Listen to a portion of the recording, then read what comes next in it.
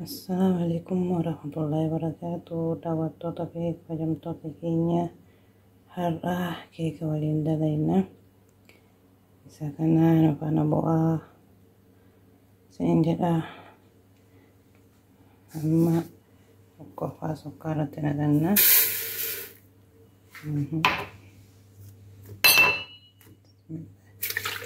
Killee zayita sukkaaraa.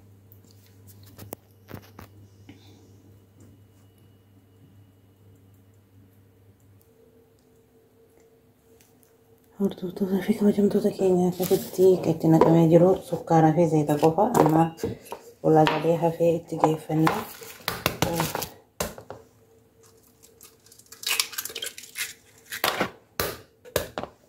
Ini abbaa afura keeka bareedaa shaayii wajjin ta'uuf dalayna.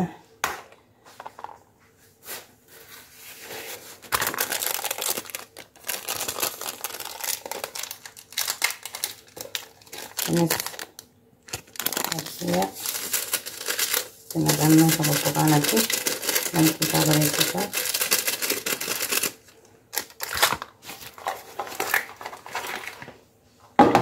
karena yogone keeka gosa hedduu dalagamaa ani moo gosuma tokkoon isin argisiisa.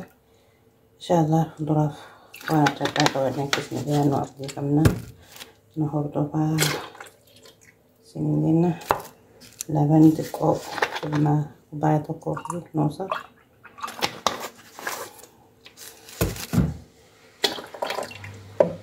Hordoftoota keenya akkanatti boqonnaa ittiin walitti deebinaa. Maqaan turaa keeka.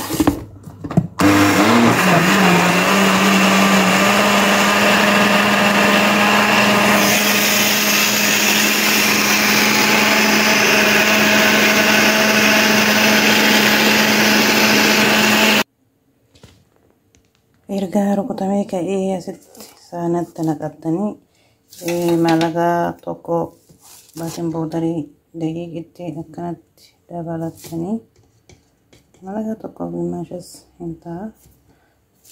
Isaa keessatti argitan akkuma kanaa yeroo isinitti tole sheer godhaa sabiskiraaybii jecha bisa isiniin jecha akkasitti amma khalaas waan isaa xumuramee jira jennaan rukutamee geeffamee seenaa keessan jaa'izii godhattanii foorumii galchanii daqiiqaa 30-35 waan inni keessa turu viidiyootti aanoo walitti deebinaa nu faana turan afeera kiyya. Akkanatti shokolaataa maalagaa lama yookaan maalagaa sadii neskoowikii itti naqattanii eeguma rukuttanii geessitanii akkana fakkaata. Yeroo inni bahutti walitti deebinaa nu faana turaa.